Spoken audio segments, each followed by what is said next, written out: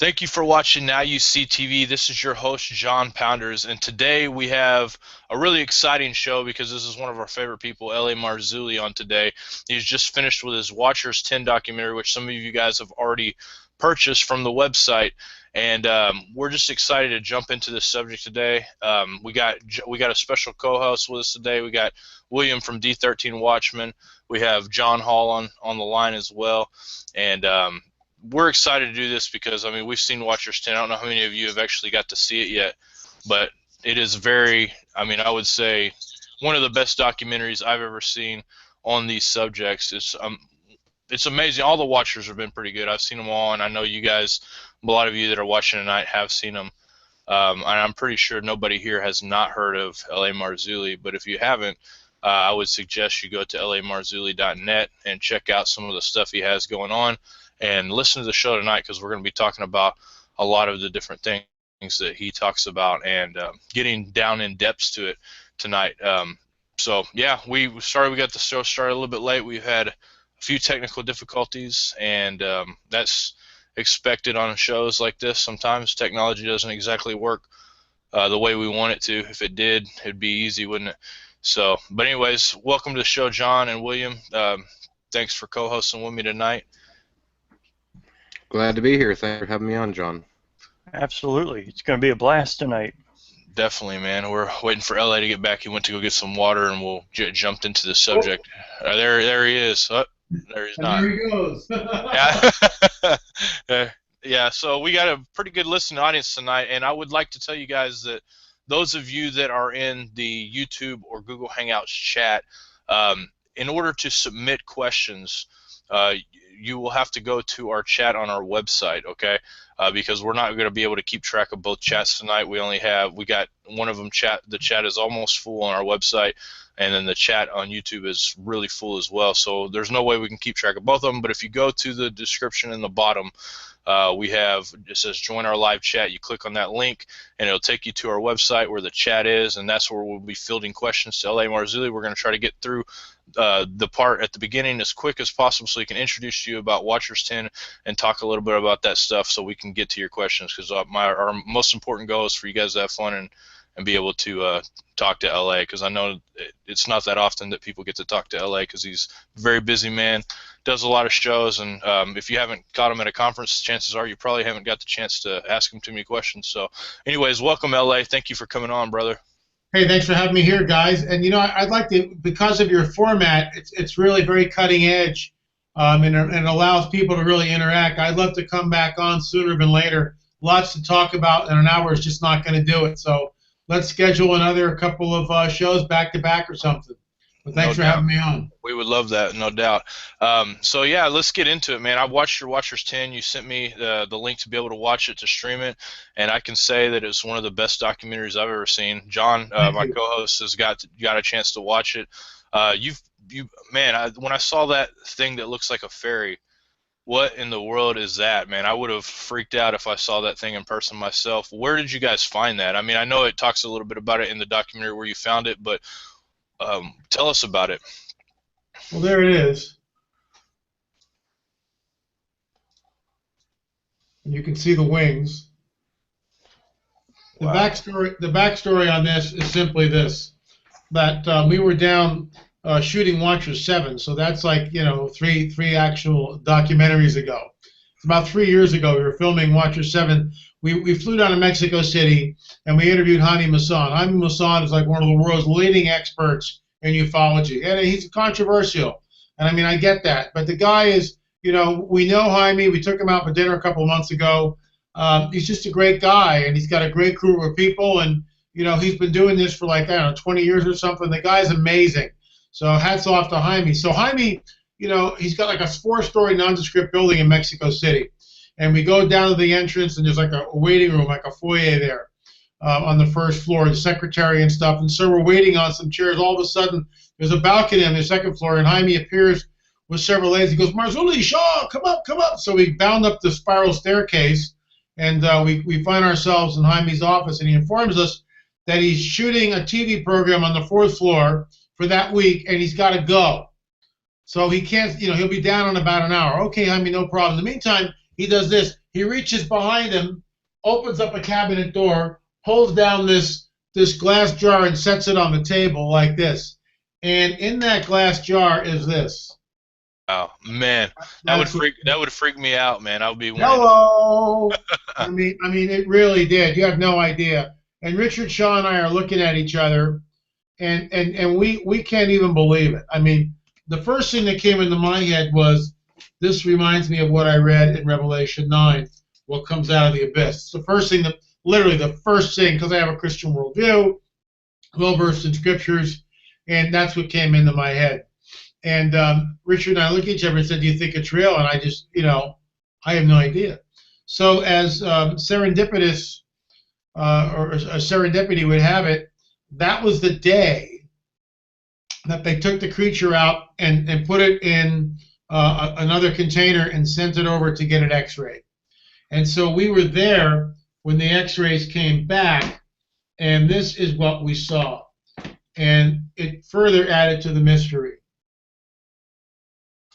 Yeah, and I saw in the documentary, the guy that reviewed it was kind of amazed at the whole thing. He was expecting to see a piece together little, a little creation somebody made.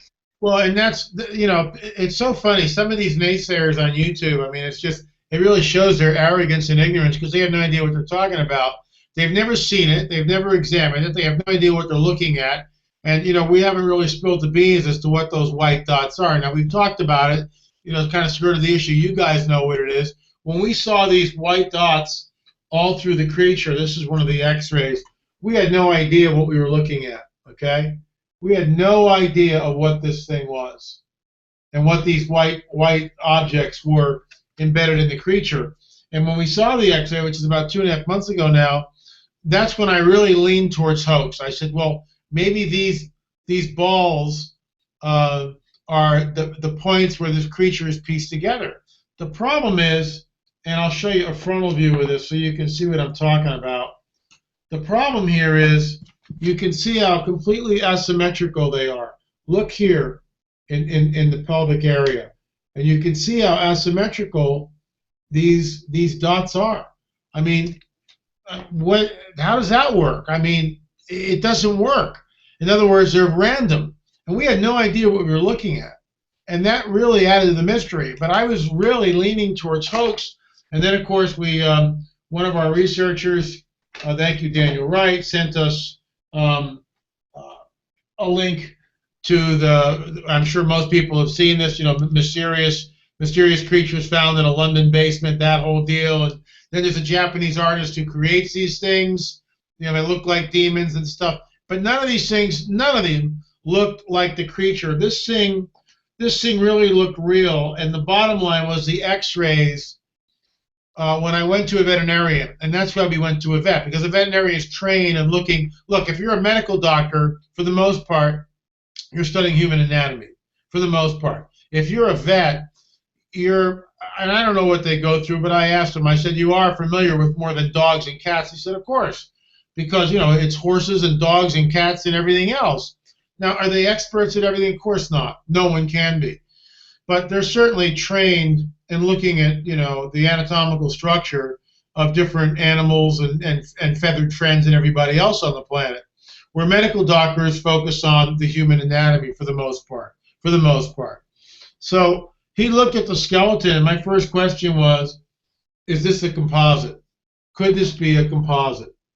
And he just looked at me and said, L.A., if it is a composite, it's it's done very, very, very well, extremely well. And it begs the question, why would somebody go through all this trouble and then allegedly leave it on the side of a road picked up by a 13-year-old boy in Mexico? That's the backstory. They were traveling from Guadalajara to Mexico City, this family. The kid gets out to do his business, his necessities, and as he's finished, he looks over to the side, and this thing's laying in the road. They bring it to Jaime Maussan, because Jaime Maussan is known to millions of people in Mexico. He's got one of the largest running television programs in the country of Mexico, based out of Mexico City.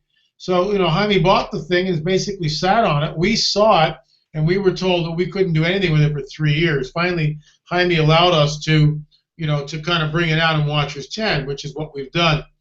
The veterinarian said, and I kept bringing him back to this question, do you think it's a composite? Do you think it's a hoax? And he stated on the record, and that entire audio transcript is in Watchers 10, as well as the new book, Nephilim Hybrids. He stated unequivocally that, in his opinion, it was not a composite. That if it was, whoever did it was an absolute master. Because you can see that all the joints are where they should be. The way the femur, which is the thigh bone, the femur fits into the pelvic girdle, which is what's around that creature. Let me show you where that is.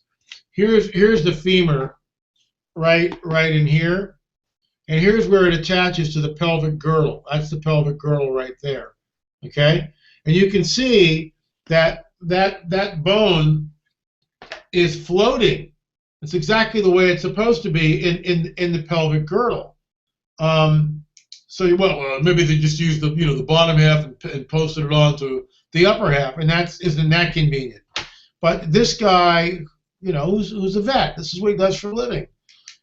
He was really taken aback by what he saw, and of course, what was really sort of interesting. I'll show you a close-up of the X-ray here. You can see the wings. Can you see that? You can see the wings attached to the back, and right here, you'll notice this is in a radiograph. Wherever the bones are dense, okay, it becomes white. It becomes brighter. See this right here, where the wings attach? So you're going, well, is that like maybe hot glue or something that's gluing these wings from some other creature? And he goes, no. I can see the anatomical structure. The bone is thicker there, and we've had other medical doctors look at these things, including one this week. Everybody who's come on the record who has seen this has stated that, in their opinion, it's real. So look, we tried doing DNA testing on it. The DNA was degraded because of the formaldehyde. So there's a lab that has a technique that can kind of clean the sample, maybe remove some of the contaminants from the formaldehyde, and perhaps do DNA testing on it. But from our professional viewpoint, and you guys got to understand something, we've got the X-ray sent to a forensic pathologist. We've got the X-ray sent to one of the world's leading renowned radiologists. So it's like, we're still investigating this thing. But we went with it because we felt it was real. The face is very human looking. It's got pointed ears. The eyes were squinted shut like this. When you look at this shot here, you can see something very interesting in the X-ray. You'll notice that this shoulder here, comes up like this. And you'll also notice that there's a fracture at the leg right in here. You hold that up so you can see the fracture. So we had one medical doctor in Colorado come to us and say, in his opinion, the thing was taken out of the air, and when he fell, that's when the shoulder was dislocated and the leg broke, when he crash landed to earth. And he was brought down more than likely by a shotgun blast from birdshot. How heavy was this thing? I mean, it looks very light. It's okay. about this big. That's 9 inches. It's just about 9 inches, and then the wings come out like this. So it's not like really big or anything. It's not huge. Still scary, man. If that thing came flying at me, I would be very frightened. I mean, it had a stinger on it as well. Were you able to see how sharp the stinger was? I mean, obviously you had it in your possession. We were, I never picked it up in my hands, but I was within 6 inches of it. We saw the stinger. What's interesting here, and you'll notice something in the X-ray right here. I'll show you the stinger. You can see between the legs here, that's cartilage. That's not bone. There's where the stinger is. That's cartilage. And what's interesting about this, the biblical passage in Revelation says there was like the tail's like a scorpion. And that's very similar, like a scorpion, similar to a scorpion. This thing definitely has mobility to it. More than likely, there is poison still within that stinger, even though it's been sitting in formaldehyde, which is why we really want to get some forensic on this thing.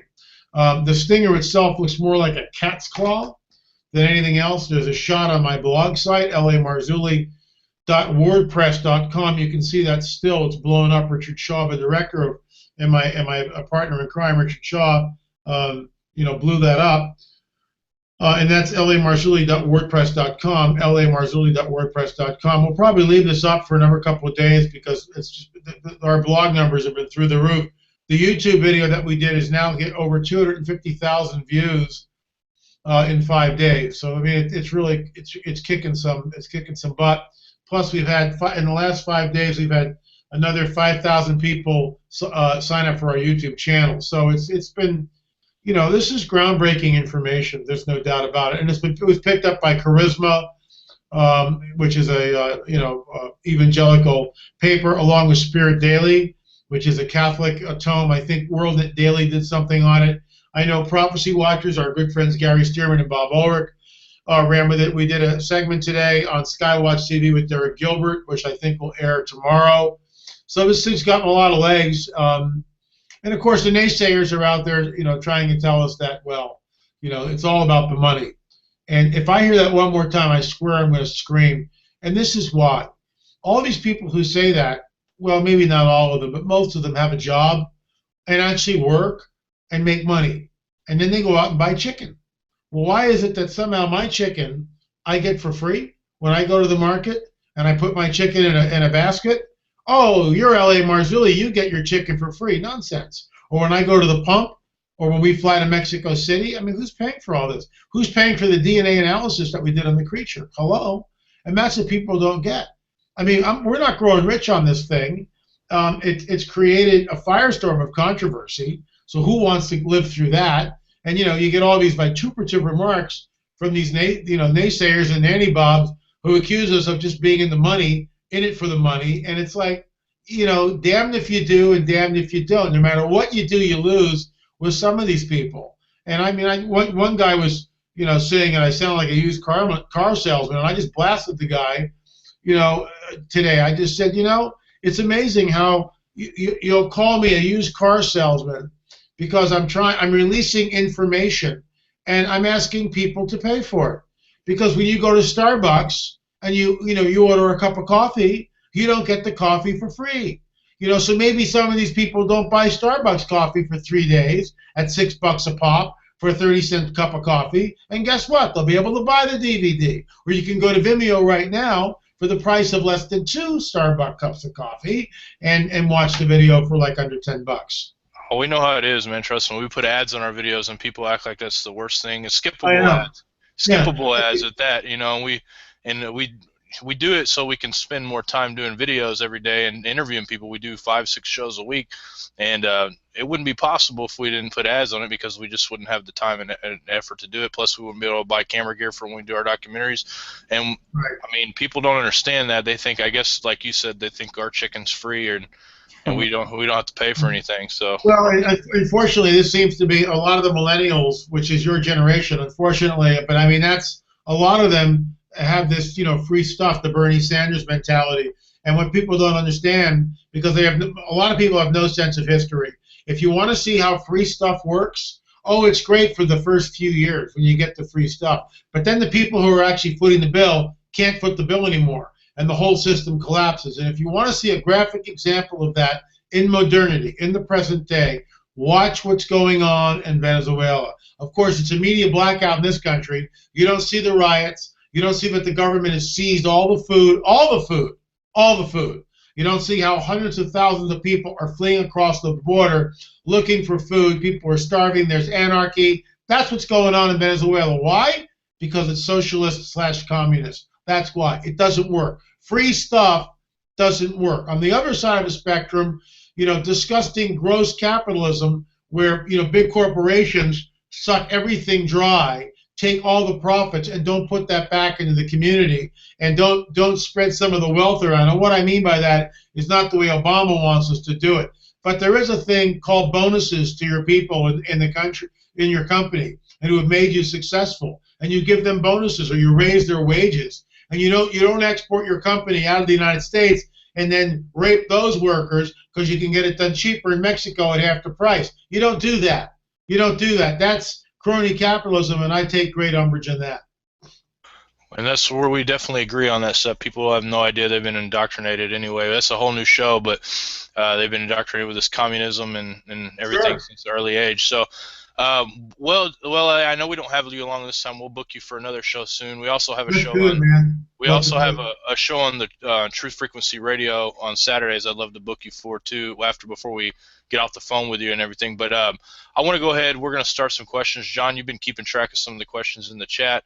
For those of you that are just tuning in on YouTube or Google Hangouts or on the website, make sure you go.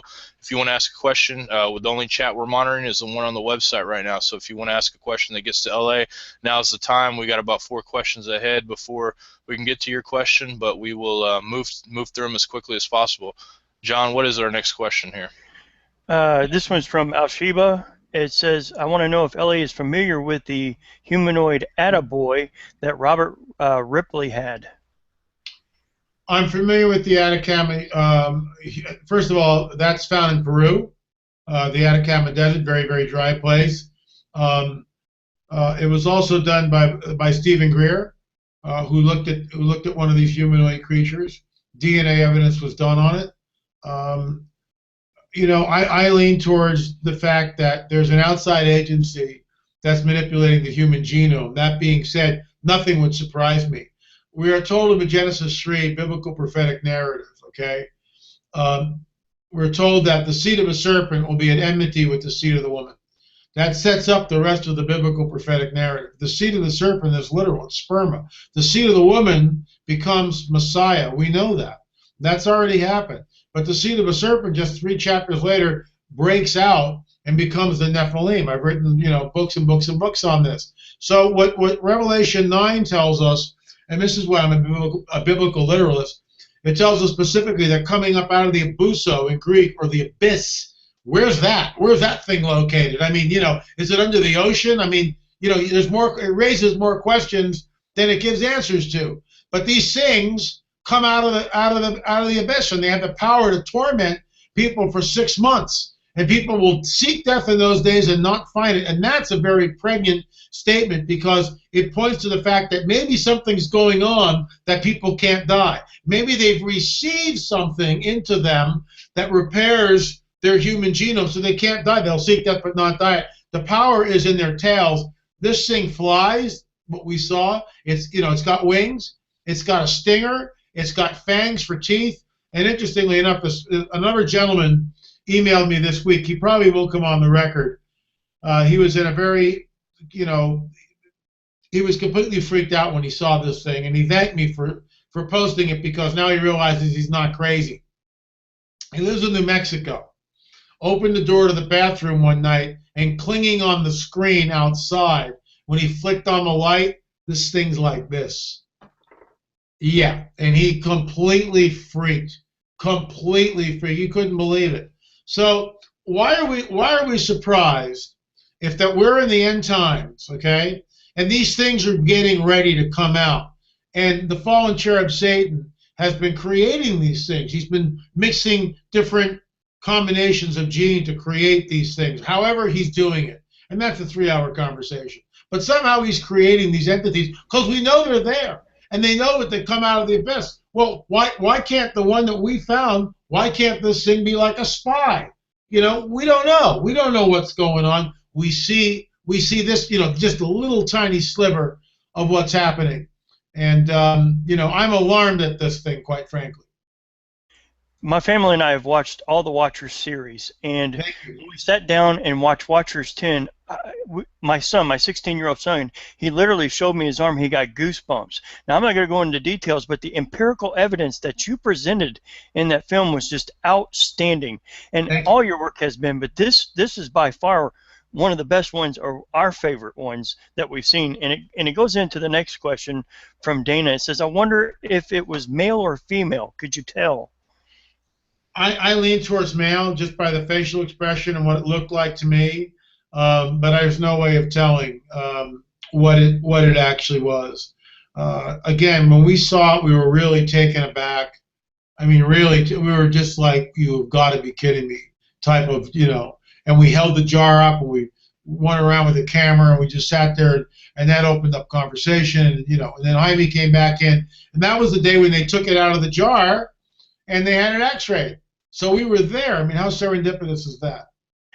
Well, if anybody watches Watchers 10, you've got to watch it and see the evidence that they pull up as they're with this thing. It follows up with Lisa's question, did you see a belly button? So we're getting those kinds of questions. We did not see anything like that. And I know where you're going with that, Lisa, but we didn't see anything like that. This thing raises more questions, like I said earlier, than it answers. I mean, it really does. And so we don't know. We really don't understand the depths of this thing. Where did it come from? You know, what's its provenance? Was it cooked up in some underground lab someplace? Because don't say, you know, it's like, okay, this is Mexico City. That's a long way from you know, Dulce, New Mexico. Okay, I get that, but I mean, we don't know. We have no idea what we're looking at. We really have no idea. It raises more questions than it answers. This will be the last questions, John, and we'll go from there. This is from CB. It says, just like the Star Child skull from Mexico, why is Mexico so odd with the supernatural? Hold it right there. I'll bring back an artifact. Hold on. You guys won't believe this. And while you guys are waiting for him to come back on, if you're asking questions, if that says John says that's his last question, he has. So if you've asked a question, repost to the chat's moving a little faster than it's kind of hard to keep up with it. I've seen a couple questions on there that I didn't get to copy and paste, so I know that there's more on there. Just repost your questions until they get asked, and we will definitely be asking them. And also, if you haven't purchased Watchers yet, we have LA is giving a special deal for NYSTV listeners. If you go to the bottom of the page where you're watching the show on, or the bottom of the chat, there's a link to go to purchase it. I know some of you guys already have done so, and we thank you for it. And LA thanks you for it. So, anyways, go ahead, LA. I just wanted to. Well, you know, the thing is with that, let me just plug it since you guys are doing it. First of all, you guys get 40% of the proceeds, which is fantastic, and you get 3 bonuses that we're not giving away on our site. So, you know, you say, well, I'll just get it on the site. No. You get the communion CD, which is worth $10. You get a year's free subscription to our monthly e-magazine, which comes as an email PDF file in your inbox, and you get Watchers 3, which is a $20 value for free. So you get three free things. Say that 3 times fast. And, you know, plus you get Watchers 10 and the new book, Nephilim Hybrid. So you're talking about, this is the work, Chase Klotsky is in control, I should say, of the, and she's a great friend, UFO researcher. She's been in control of the Star Child skull, and a mutual friend of ours, Joe Taylor, who came with us to Paracas, Peru, and basically cast the Paracas skulls, also cast what is known as the Star Child skull, and here it is. That's it. This is a cast, a 1-to-1 cast of the Star Child skull. Oh. And I've got a copy of it. And you can see where the late Lloyd Pye took it to a lab and cut a lot of the bone out to do DNA testing. Here's a profile, what it looks like.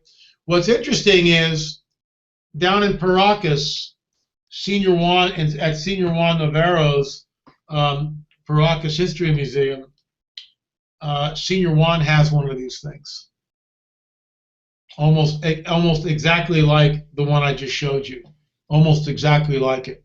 And so we know of 2 of them. Chase has one, and it's, you know, Brian Forrester, Senior Juan Navarro has another. Very interesting. Where are we at on questions now? Sasquatch. Sasquatch. There we are. I'm trying to keep up with the questions. And they want to ask Ellie all kinds of good questions. Yeah, we're not going to ask a question about debate. That's something we'll talk about in private. If he wants to do that, then that's good. We'll talk about Sasquatch, though. I think I've heard, most of us have heard your opinion on Sasquatch, but for those of us that haven't, what is your opinion on Sasquatch? I think Sasquatch is Nephilim. It seems to be interdimensional. It seems to move in and out of you know, our sphere, or this dimension, and does so quite easily. When we interviewed Ron Moorhead for Watchers 8, you know, Ron talked about seeing footprints in the high Sierras that were over 28 inches long. Also talked about these things moving with incredible agility and speed. They also have cone heads. They have a sagittal crest. So yeah, I just think that I think it's related, very much so, very much so related. We also know that a lot of times Bigfoot, Sasquatch is found very close to or near UFO activity. So I think there's a correlation between them. All right. I definitely think so too. Well, we're gonna have Wes Germer on at some point. He emailed me the other day and supposed to come on, so we'll be hearing a little bit about some Sasquatch stuff. I don't know what all. I haven't seen any of his research yet, but apparently he's the Sasquatch guy, so we'll be talking to him about some of that stuff too at some point. Where are we at, John? Help me out here, man. This text is so small on my computer, I cannot see what we're going on here. I got my glasses going by, on. so I gotta read them as well, because some of them they're talking a lot. Says John and John, a question for LA. What does he think of some of the Ron Wyatt discoveries? Have you looked into that at all? Yeah, the trouble with Ron Wyatt's discoveries, it's so controversial. And I have not been able to sort it out. I will say this. I spent some time with David Vancouvering and his lovely wife in their home before David's stroke. And, Vancouvering's talked about that their son-in-law, or let me get this straight. I think it was their son-in-law, had accompanied Ron Wyatt. And he came back to their house and showed the uncut film on their dining room wall. So, he's controversial, and I haven't seen the evidence to be able to really weigh in on it. I've been to the site, I've looked at it, but I haven't, I just haven't delved into it the way I haven't had time to do it, quite honestly, to really delve into it, to really weigh in on it and to say, well, this guy's, making this stuff up, he was bogus. I know that a lot of the Israelis look at him with complete disdain. However, there is one part of Wyatt's discovery, which is really very, very interesting. And I've seen pictures of this. He talks about a cave where the Ark of the Covenant was found, and where he believes Golgotha. It's interesting. Golgotha is a very odd name. Goliath of Gath, Golgotha, Goliath of Gath. David took the head, the skull, and did what with it? And Golgotha is the place of the skull. Think about it. And so to think for a second that if Jesus was crucified on the place of the skull, where this Nephilim skull was, right? And the blood apparently ran down the cross, and down, there's a fissure in the rock, according to Wyatt. And the fissure in the rock, you could see right underneath it was the Ark of the Covenant. So the blood would have, all that is a great story. It's never been vetted, and that's why I can't run with it, because there's no way to vet it. I'm going to get to the next question, but I just want to say there's so much more than the fairies in this Watcher's 10. You guys have just got to. There's so much more to than that, and I hope it comes out eventually and you get to talk about those things. But man, it was fantastic. The next one. One thing I want to say about Ron Wyatt real quick before we move on. Aaron Judkins, I know you know who Aaron Judkins is, LA. They went out to the site to look at Noah's Ark, and I don't know if you may have said this, my headphones were acting up, but they went out there and they could, to where Noah's Ark they thought that Ron Wyatt said it was, and they examined it, and he came back with a big, just like, there's no way this could be Noah's Ark. This is a natural structure, and so some of the stuff has been, I think, debunked. Yeah. So, anyways, go ahead, John. What was the next question? The next one is the comparison between the fairy and the horses that come out of the pit. This one comes from Aaron. How can the fairy creature be compared to the locust-like creatures released from the abyss? Well, it's if you read the scripture, it says the noise of their wings is like horses. I mean, have you ever been next to a hummingbird? Just one hummingbird? I mean, it's really, really loud. And remember, first when I got to California, which is, 40 years ago, literally. 40 years ago, there were no hummingbirds that I saw back on the East Coast, per se. And all of a sudden, I remember I was doing something outside next to a bougainvillea plant, which has these red flowers, and I heard this and I was startled. I thought it was a huge bee, and I look up, and there's a hummingbird like 3 or 4 feet away from me. They're incredibly loud, and a hummingbird's like, like this big. This thing is like this big, and the wings are like real. So can you imagine a bunch of these things together? It'd be deafening. And we had in Watchers, the very first Watchers, the very first episode, Watchers. Basically the prototype for all the rest of the shows, Watchers 1. We have this woman who was at an undisclosed location, and these so-called fairies would come in, and she just marveled at the way these things sounded, how loud they were. So, John's saying their wings were like, horses, and that makes sense. Sure, why not? It could be thunderous like that. You put a couple of thousand of these things together, it might be deafening. Or are we kidding? Well, I remember reading in Revelations, the things that were coming out of the abyss, they were describing them as helicopters, because that's our mindset. But finding these things, it makes it more it makes the scriptures more real. Yes, it does. Seeing. It makes them more real. Let's see. Jason. Well, we'll skip that one. Jan asked, based on the bone structure of that creature, did the vetting did you vet the adult or youth?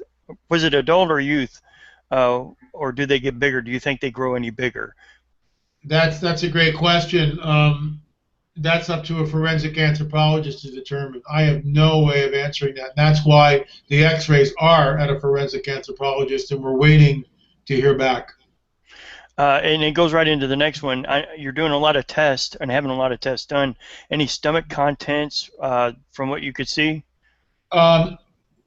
Whoever started doing the DNA testing when they first got it and pulled this thing apart, and the formaldehyde, it appeared like the stomach contents. There's now a cavity where the chest is here, and underneath that there was a cavity, and that has been cut open. Organs were removed. There's nothing left. But the thing that we could get would be the stinger. Stinger has not been touched. So the question is there a way to extract?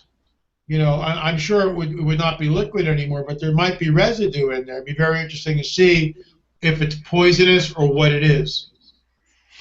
The next question, let's see, comes from Rex. What are the chances of doing a GPS on some of the higher hills in Jerusalem to see how solid they are, and if or there are skulls there? Have you ever thought about doing an excavation there in the Holy Land? Well, there's recently, last couple of weeks, there was a Philistine cemetery that was just uncovered, and it seems like there's a giant in that picture. Whether it is or not, we don't know. We have opened up channels to fly to Israel, and we will pay for DNA testing if they'll allow us to get it back to the States and test it here. We have 3 different DNA labs that we work with. 2 of them remain anonymous. We're not allowed to give out the information. The 3rd one is in Canada, and that was the one that came on film in Watchers 10, and we interviewed Stephen and Renee Pietro, who are geneticists, and do a lot of the testing for us. They did testing on the Paracas skulls, which is revealed for the first time in Watchers 10, which is groundbreaking. I mean, it's groundbreaking information.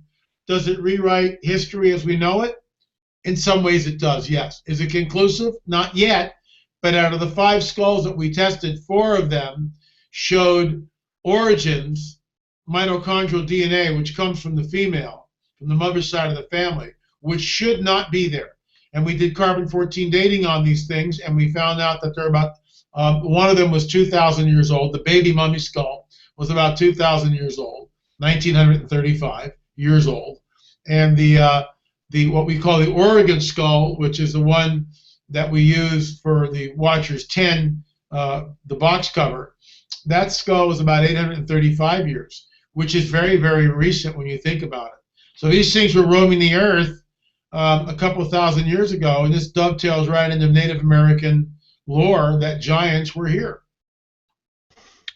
I kind of want to go back to one of the earlier questions when you went to go grab that skull. I know you've spent a lot of time down in South America and Mexico and that.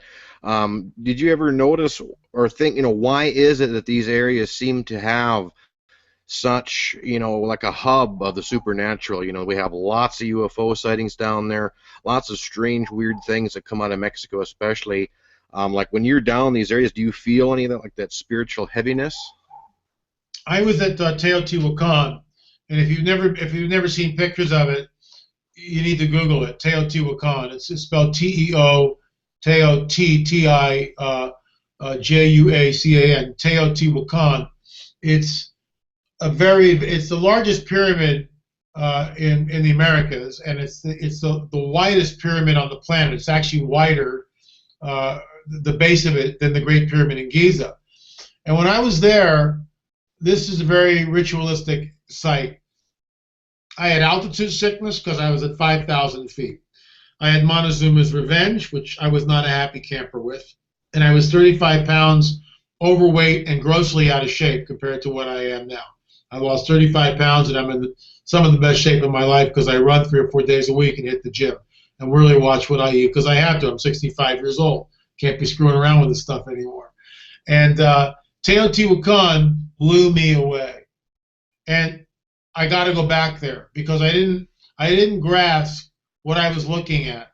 And that's how it is at some of these sites. When you go there, it's so overwhelming that it takes days, weeks to process the information. I did not feel any dread. I did not feel any supernatural heaviness, nothing like that. And oftentimes in these sites, that's under the radar. That the forces, the powers that be, have either they vacated the area and it's no longer a gateway, or the gateway is no longer charged, or the gateway has been shut down, or the gateway or the portal is still there but it hasn't been reactivated yet, or they're just silent because it's not their time. It could be any number of things. The gateways are real. We read about this in Daniel because we know that Daniel prays a prayer and the prayer is answered almost immediately. The angel tells Daniel that I was dispatched the moment your prayer reached the throne room. So how does that work? I mean, how does that work? And we're not given the mechanics of it. But this angel, this messenger, is dispatched. And then we read something that's incredibly troubling, but is a glimpse into this heavenly war, this cosmic chess match that continues to rage all around us. And it's this. The good angel meets up with the Prince of Persia, and the Prince of Persia is not letting him through. How does that work? Why can't the angel just go around him? He can't. He's got to go through that gateway to where Daniel is. That gate, that portal, that opening seems to be a gateway. And a principality known as the Prince of Persia seems to be holding that area under his charge, under his sway. It's a territorial spirit. There's no doubt about it. The angel, the good one, has to go back and get reinforcements. And this is where it gets very troubling, because how does this work? Michael fights with the Prince of Persia, and then the good angel, which I believe is actually Gabriel, but that people have different opinions on that, and that's fine, finally reaches Daniel. Well, how does that work? How is he able to fight? Does that mean the Prince of Persia can be wounded? Can't be killed because he's an immortal being. But could he in fact be wounded? Which is what I think we're looking at here. Because, or is it like rugby? Do they all get in some kind of rugby scrimmage and just kind of push each other and one angel slips through? I mean, you know what I'm saying? I'm being kind of glib here. But we're not told. So when we read scriptures like this, they're very, very troubling because, it's not like we think it is. It's not the McDonald's spirituality where we go to window 1 and we say our prayer and, less than 3 minutes later we get the Big Mac answer in window 2. It doesn't work like that. It's 21 days later. This is why sometimes, and even Yeshua, Jesus tells us, you got to fast and pray. You got to fast and pray to break certain strongholds. This kind only comes out by fasting and praying. Those words, when he tells us stuff like that, we got to really, really consider them and think of the importance of them and the weight of those words. We are in a spiritual war.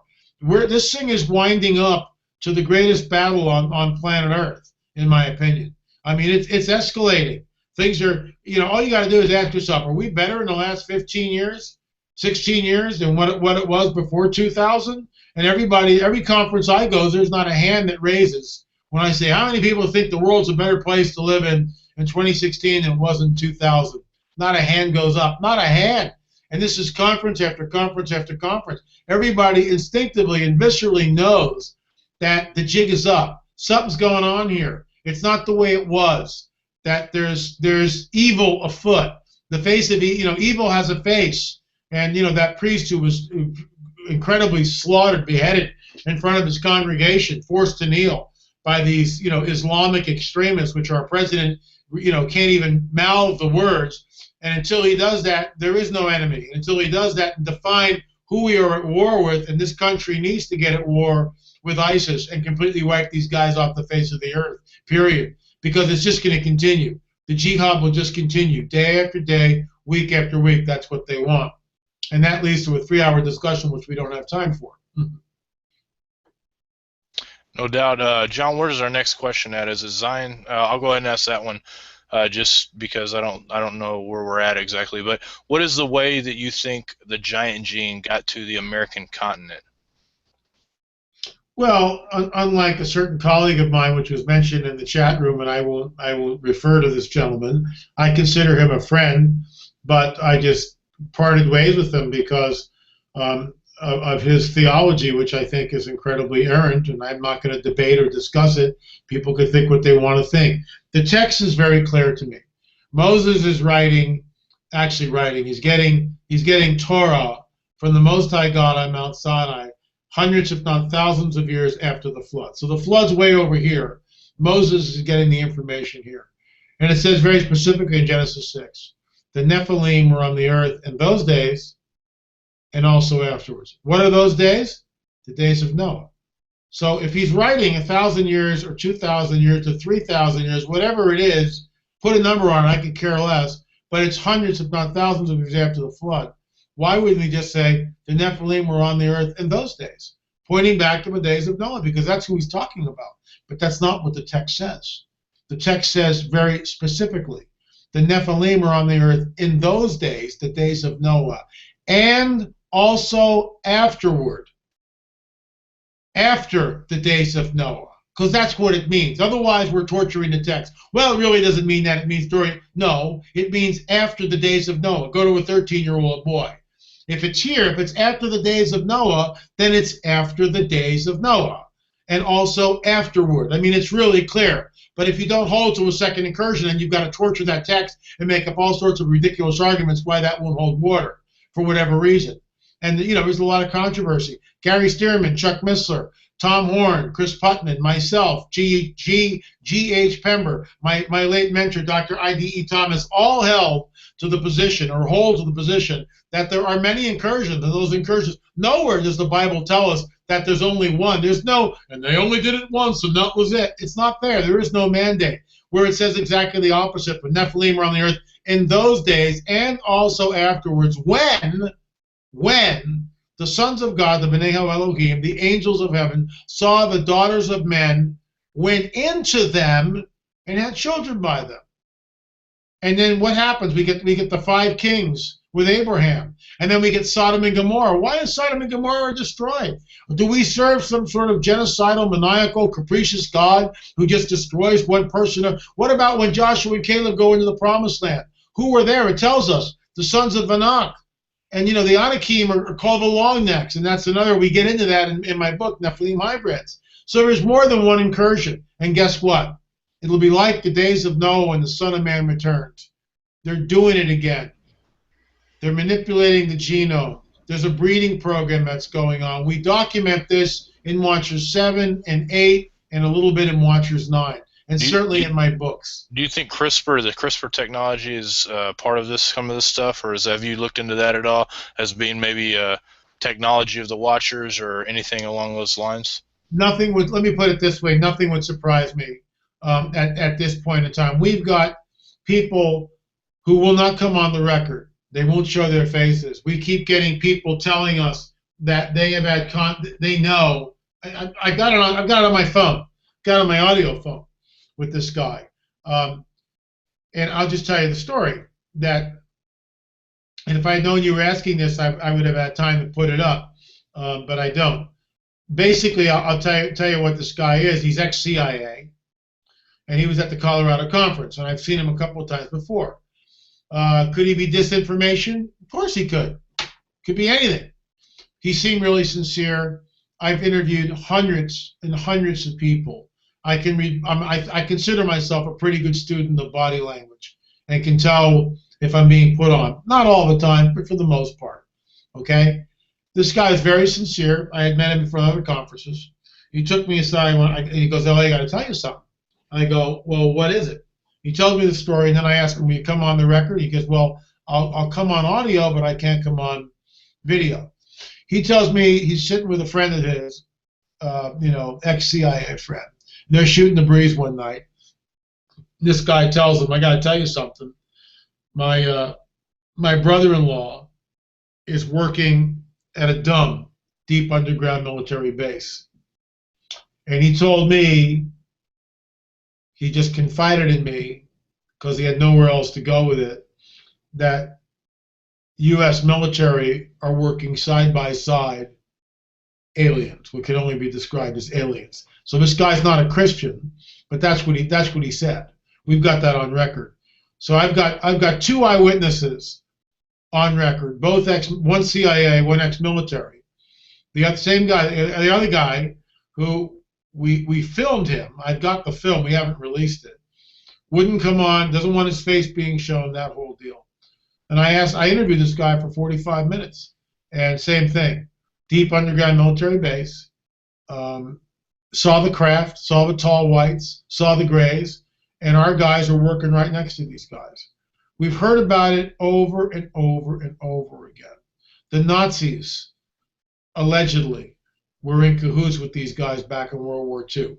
Allegedly, when von Braun was asked, "Where did this technology come from?" And he states, "We had help from them," and he points upward. It's a great apocryphal story. So, when you start getting 2 or 3 or 4 different witnesses coming across, and that's what we have. One witness, it's like, well, okay, that's an interesting story. We've heard it before. The second witness, no correlation between the two of them, no collaboration between the two of them at all. One's in Florida, the other's in Colorado. They're separated by decades in age. Makes no sense, right?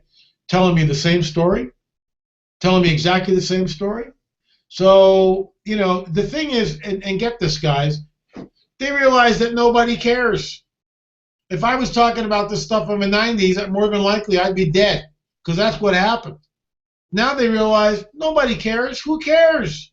You can't kill everybody, and nobody cares anyway.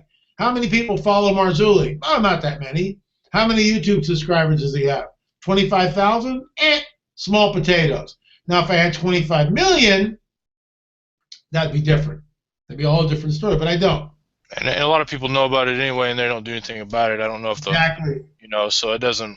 You're right. I mean, it's to the point now. They just, rather than kill you, they just make you look like an idiot, and that's their goal anyway. And they'll send in trolls into your YouTube page, or they'll troll the comment, and they'll stir up a firestorm. Professional trolls. That's what these guys do. And they'll make, some guy will write some disparaging comment. "Oh, he's only in it for the money." Well, okay, says who? And then when you call them to account, they suddenly disappear. How can you? I told somebody, if I was only in it for the money, I would have just went to school and became a doctor, because it would have been so much easier and less time, less research than the stuff we're doing. So, but yeah, much easier. But anyway, where's our next question at, John? I'm gonna. We're at the top of the hour. We're at 10 o'clock. You got time for one more question, LA? Absolutely. Okay, I'm going to pick one. Let's see here. Angela asks, LA, what started you down this awesome path of research that you do? Well, first of all, great having it's really been great here, guys, on the show. And I really want to come back soon. I love this format. This is really cool. If you want to, plug me in every 2 weeks, count me in. It's a great format. I'd love to do it. There's so much to talk about. And I just want to get the information out. So I'd love to come on. And when people buy from your website, they're helping you, because we're giving you 40% of the proceeds, and they're helping us keep on with the research that we're doing. But I'd love to come back on. But here's the deal: 1987, 1988, a friend of mine asked me about if they were extraterrestrials, where would they come from? And I had no answer. So I went to a Christian bookstore, and as Providence would have it, I said, this guy wants to know about UFOs and are there extraterrestrials? Have we been visited by, other worldly entities? It's like right, no, what's going on with that?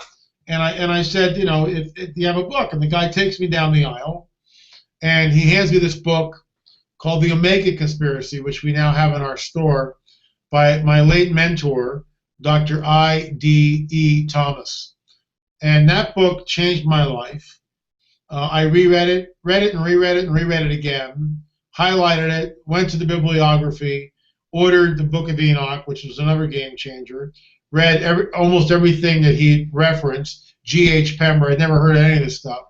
And that book changed my life and set me on the course that I am on today. When I received my honorary doctorate from Dr. I.D.E. Thomas, when he was in his late 80s at this point, and he, put that mantle over me, it was like Elijah and Elisha, and that moment did not go unnoticed by my wife and I. And I do this full time.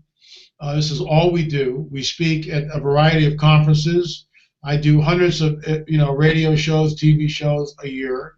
The new book Nephilim Hybrids just came out. The new Watchers 10 just came out.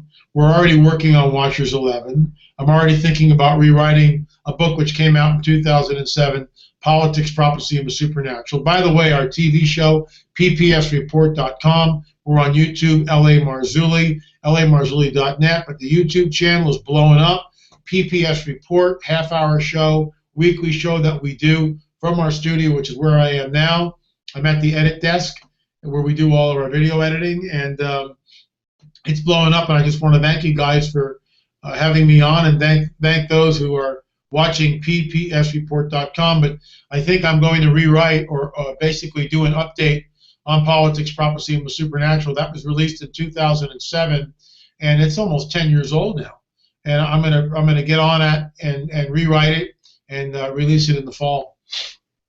Yeah, thank you so much, LA. It's been a pleasure as always, and we will get you some dates after the show. I'll text you the dates that we have open, and I'd love to get you on a cycle. That would be awesome. I'd love to come on a cycle, guys. You guys do a great show, and I really applaud what you're doing. Thank you.